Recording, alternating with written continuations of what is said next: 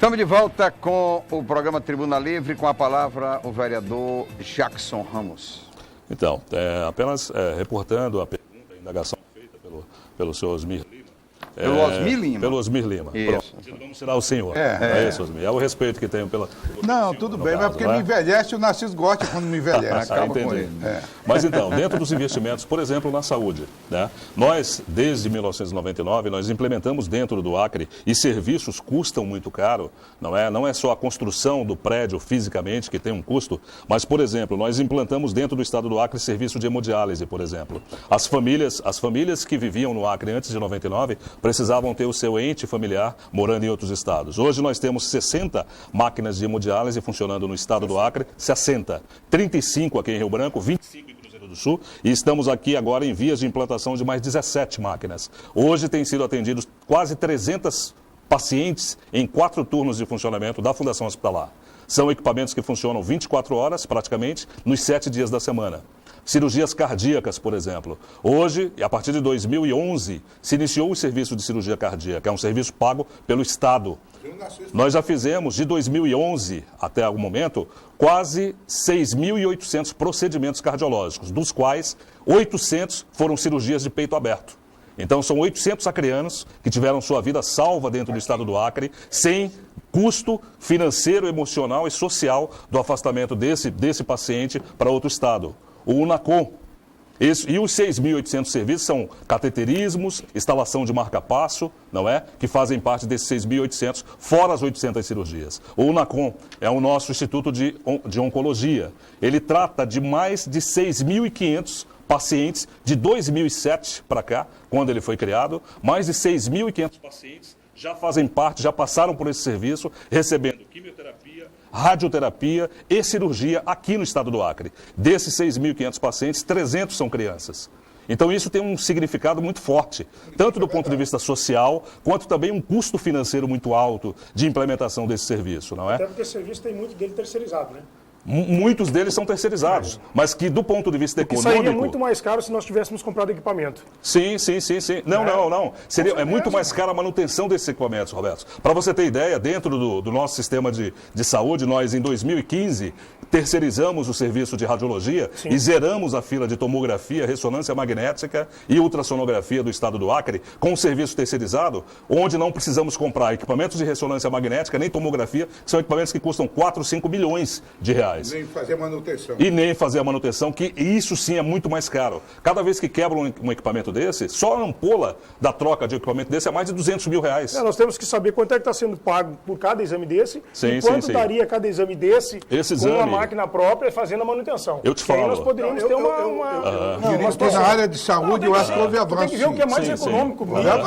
Me permita eu discordar de você. Com certeza. Você defender a estatização desse serviço como sendo...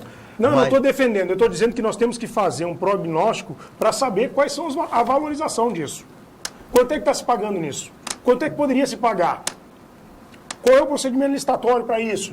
Se há outra oportunidade de trazer outras empresas para cá para fazer esse procedimento. Existem várias coisas, Narciso. Sim, isso foi feito. Mesmo deixando isso de lado aí, eu acho que na área de saúde, eu discuti a questão mais de números econômicos, sim, mas na área de saúde eu acho sim que houve avanço. Sim. Fora os 50 leitos de UTI que nós não tínhamos até então, e aí 50 leitos de UTI que foram montados a partir de 1999 para cá, dos quais 20 estão dentro da maternidade, Hospital da Criança, 18 dentro do Hospital de Urgência e Emergência, que é o pronto-socorro, 9 na Fundação e 3 leitos dos 6 que o Hospital Santa Juliana tem, 3 são cedidos para o Estado em um convênio que o governo do Estado mantém com o hospital para os pacientes que são operados pelo SUS naquela unidade hospitalar. Não é? Então, esses são avanços e são custos que são significativos. Transplantes, já realizamos mais de 320 transplantes no estado do Acre. Somos o 2º lugar nacional por milhão de habitantes em realização de transplante de fígado. Você é médico e é da tua área, como é que vai ficar o sistema de saúde com essa demissão de 1.800 mil. Do ProSaúde são 1.800. Só tapar disso, né? São 1.800 concursados. Tem 2.100 sem serem concursados. Porque são contratos regulares, né? Pois é, os 2.100. quase 4.000. Mas 1.800 são do ProSaúde. Nós fizemos um concurso agora, em 2015. esses concursos realizados, eles vão suprir parte dessa necessidade. Então, como foi feito um acordo com o Ministério Público do Trabalho, o governo do Estado tem a obrigatoriedade de demitir até o final do ano 20% desses 1.800 servidores. Em julho do ano que vem, mais 20%. Final do ano que vem, mais 30%. E em julho de 2019, mais 20%, totalizando 100%. Nesse período, é um período que o Estado vai ter que se adequar, realizar novos concursos, para que possa absorver essa demanda de profissionais que serão demitidos. Provavelmente parte desses profissionais demitidos voltarão a fazer parte da estrutura do Estado através de concurso público regular. Esse pessoal foi originariamente admitido como sem concurso? Sem concurso. Não, sem concurso. não. O contrato do ProSaúde é contrato simplificado, né? Concurso regular normal.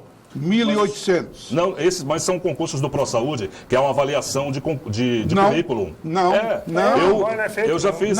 Eu tenho amigos, concurso público, eu tenho amigo que fez, eu tenho pelo menos 5 amigos que fizeram concurso, sim, concurso regular, normal, com toda aquele. E passaram. Alguns foram selecionados. Digamos, ele concorreu com 5.000, 6.000 pessoas.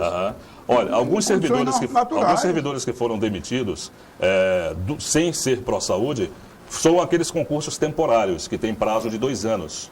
Concurso de avaliação de currículo e prova teórica. 2.200 sem concurso e 1.800 com concurso. 1.800 com ProSaúde. Que ele fala é concurso simplificado. Não foi simplificado. Se for concurso público, não tem como não tem como demitir. Simplificado, que avaliava o currículo. Não é simplificado. Estou lhe dizendo que então ele pode entrar na justiça e buscar o direito dele. É o que vão fazer. Então ele tem que entrar na justiça e buscar o direito dele, porque ele se fez um concurso público. Procure se informar vocês direitinho, vereadores, que vocês verão que foi concurso regular. Mas são os concursos aí não temporários. tem como ser demitido. Você me desculpa, não tem como. Ali até pode ser demitido. Então você vai ver. Mas aí ele entra na justiça e vai ser readmitido imediatamente. Porque fez um concurso regular. O que nós temos de notícia, vitalício, né? Os 600 que foram demitidos até agora, quase 600, são todos de concursos temporários. Que o governo tentou segurar, mas por conta de uma ação judicial e por conta, inclusive... Eu vou lhe dizer um dado que eu tenho, que eu estou acompanhando isso atentamente. Pois não. São 2.200 aproximadamente sem concurso e 1.800 com concurso. Esses 1.800 são do ProSaúde, senhor Osmir? Com certeza. Não, os 2.200 também são do ProSaúde. Sim, são 4.000 no total. São concursos simplificados e temporários. Esse aqui são simplificados e temporários. Com certeza, lhe afirmo isso. Eu não posso me expressar aqui no vídeo. Não são. Mas vamos depois a gente olha isso. Vai ter um advogado. Não, se houve realmente o concurso, como o Osmir está falando, o cidadão não pode ser demitido. Os concursos eles não podem. Agora, temporário não. Temporário é contratação de forma regular. O concurso pode sim. Eu queria entrar no assunto. Não, Narciso, pode. Se a empresa for extinta, claro que veio com concurso. O problema é que o ProSaúde foi uma aberração criada. Uma aberração. Eles deveriam ter criado uma autarquia, uma coisa mais séria. Entendi. Porque eles enganaram muita gente que fez concurso regular. Se informem. Perfeito. Vamos nos informar, mas onde eu tenho um conhecimento, o ProSaúde ele serviu para atender as demandas que nós tínhamos e não tínhamos a condição. Devido a esses serviços que foram criados e que não tinham os concursos do Estado, nós tivemos que fazer os contratos pelo ProSaúde para poder suprir esses novos serviços. Né? E aí, incluindo ainda os transplantes. Foi criado no governo do governador Tião Viana, governador Binho. Tá, mas foi criado no governador Binho. Binho, exato. Mas são as administrações que utilizaram. Só existe aqui no Acre? Não, existe em todos os 27 estados. No Amazonas também. No Amazonas tinha, Como é que procede nos outros estados? Como é o procedimento? De forma irregular também. É irregular. É irregular. Para entrar no concurso, para entrar no estado só tem um jeito. Concurso. Isso não, cargo de confiança. Isso foi uma forma, Narciso, isso foi uma forma leviana do governo não querer atingir a lei de responsabilidade fiscal. Pronto. Entendeu? Aí dá uma driblada. Aí dá um teto. Ele tinha um teto e aí criou a empresa, estourou o teto. Pessoal, estourou o teto. Mas o importante... Contrata a empresa para fazer isso. Mas o importante é justamente isso. Quando você não tem como burlar ou quando você não pode entrar na ilegalidade, mas você precisa criar serviços pela necessidade, tanto que a maioria dos servidores do ProSaúde são da saúde, por conta de todos esses serviços que foram criados dentro do Estado. Sim, muitos profissionais foram contratados dessa forma. E a população, Sim, claro, não, e a os próprios população. profissionais também foram beneficiados. De um Não, emprego a deveria ter mais, criado não é? concurso público. na Porque se não regular. tivéssemos, é que nós, se Tem tivéssemos feito justificativa. concurso, Tinha as um teto procuradorias potencial. não teriam autorizado isso, né? Por Então quê? existe por conta do teto, né? Da questão do Mas aí, teto que nós estamos. se tu diminuiu o número de comissionados e o número de penduricalhos que existe por aí, Penduricalhos, né? Aí a gente conseguiria abrir um concurso público e ficar dentro da legalidade. Tem com tudo uma isso, situação sem da problema Câmara, nenhum. eu queria até para a gente rodar um pouco o assunto, é a CPI, Sim. transporte coletivo, né? A gente acompanhou e E aqui tá bom que tu tá falando com um proponente, um dos proponentes, e com o relator. e o relator. Ah, da é, CPI. e é Isso, interessante porque eu fiz um artigo até no Jornal Rio Branco de que, eu digo, rapaz, essa CPI vai acabar na água na boca. Mas não vai não. Não vai não. Não, eu digo no sentido de punibilidade, Não que vai eu acabar. não vejo... Não vai acabar dessa forma. Bom, Roberto, Eu sou um proponente, eu a me palavra, vejo o a seguinte. pergunta é minha, a palavra é sua. É o seguinte, nós fizemos... Depois o essa- relator, que é do Pois PT. não. Nós Claro. fizemos essa propositura dessa CPI sabendo que existiam supostas irregularidades. Quando nós começamos a investigar, nós descobrimos que não haviam supostas, e sim irregularidades e maiores Por exemplo? daquelas que nós imaginávamos. Objetivamente, A primeira por exemplo. primeira delas, falta das certidões negativas de tributos estaduais e federais. Se você não tiver isso, você não recebe do município, você não recebe no estado. Nem da Você não União. pode contratar Aí paralisa um o município, transporte. você não pode... Não, para um pouquinho, estou falando de legalidade primeiro. Depois eu vou entrar no tema de paralisar o debate. Mas eu estou te mostrando que tem irregularidade. E provei isso. Provei isso na CPI. Outra coisa, para a renovação desses contratos, existiam alguns pré-requisitos no edital e no contrato. Alguns pré-requisitos, tais como eficiência do transporte público, cordialidade das empresas de transporte público para com os Mas não é usuários. subjetivo isso? Opa, de forma alguma. Ande na rua, meu. subjetivo. E no andar na rua, você vai saber como é que é a qualidade, se existe eficiência. Mas foi detectada alguma coisa mais grave do que isso? Corrupção, Em por cima exemplo. disso, Corrupção. a corrupção, eu não posso te dizer se ela existiu porque não tive acesso à bilhetagem eletrônica, que eu queria exigir e não me foi dado. Porque eu tenho que saber os números da bilhetagem eletrônica que estão de posse das empresas e o município não tem a certeza deles. Aí a gente vai buscar mais a fundo, mas isso é objeto de uma denúncia que nós vamos levar ao Ministério Público. Os aumentos juntamente são com essas legítimos? provas. Os aumentos de passagem são legítimos? São legítimos. Os aumentos foram legítimos. Foram votados, inclusive, na Câmara, inclusive a base do prefeito, toda ela votou favorável ao aumento. Agora, houve uma irregularidade lá, nessa questão do aumento, que foi a subvenção econômica dada às empresas de transporte público, que foi votado na Câmara e eu Não salientei foi para lá. compensar a passagem de R$1 para o estudante? Não foi a compensação? Olha só, a passagem para o usuário hoje é R$ 3,80 e a passagem para o estudante é R$ 1,90. Com a subvenção econômica, a gente banca 30 centavos na do usuário normal e 90 centavos do estudante, com a subvenção econômica. Só que a subvenção econômica, segundo a Lei de Responsabilidade Fiscal, ela deveria ter previsão na Lei de Diretrizes Orçamentárias. E não havia essa previsão. E eu salientei isso na época da votação e pedi aos vereadores da base que nós fizéssemos primeiro uma emenda à LDO para posteriormente votarmos a subvenção econômica. A base não aceitou. Foi feito por decreto? Nós fomos tratorados, foi votado. Foi votado. O prefeito Foi votado, sancionou. O prefeito sancionou. É, e e a nós maioria apresentamos manda, uma né? denúncia ao Tribunal de Contas do Estado. Está sendo investigado. Segundo a informação que eu tenho até o momento, o município não está fazendo uso dessa subvenção. Porque ele sabe que é irregular. Ele incorre em crime, o prefeito incorre em crime de responsabilidade.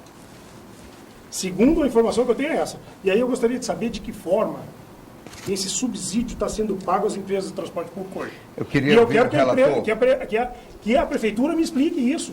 E até o momento não me explicou. Vamos ouvir o relator? Vamos ouvir o relator. Pois não. Bom, as pendências fiscais... Já foi concluída. Foi a CPI. concluído, foi entregue, inclusive com recomendações ao Executivo e com recomendações de encaminhamento do relatório ao Ministério Público, inclusive, que participou em 2014 de todo o processo de renovação desses contratos.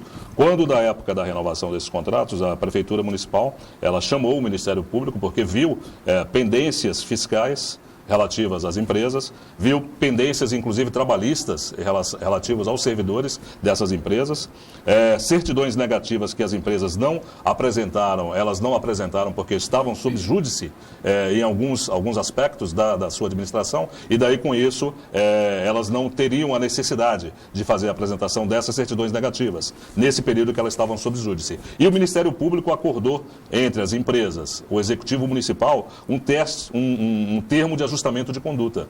Esse termo de ajustamento de conduta, estabelecendo prazos, estabelecendo normatizações para que fossem sanadas essas pendências fiscais, tributárias e trabalhistas das empresas. Mas em nenhum momento o Ministério Público deu impedimento da renovação, inclusive ele assinou embaixo dizendo sim, podem ser feitas essas renovações de contrato com essas ressalvas. E as ressalvas foram justamente implementadas através desse termo de ajustamento de conduta. Então, toda a renovação dos contratos por mais 10 anos, que foram feitos em 2004, no caso, e venceram em 2014, eles foram acompanhados através do Ministério Público, não é? Então, o que o vereador Roberto Duarte, que segundo informações, está dizendo, que informações, eu não sei que informações são, eu não tenho essas informações, de que havia processos de corrupção, essa subvenção da Prefeitura, na verdade, as empresas tinham dívidas com a Prefeitura e foi-se feita uma permuta,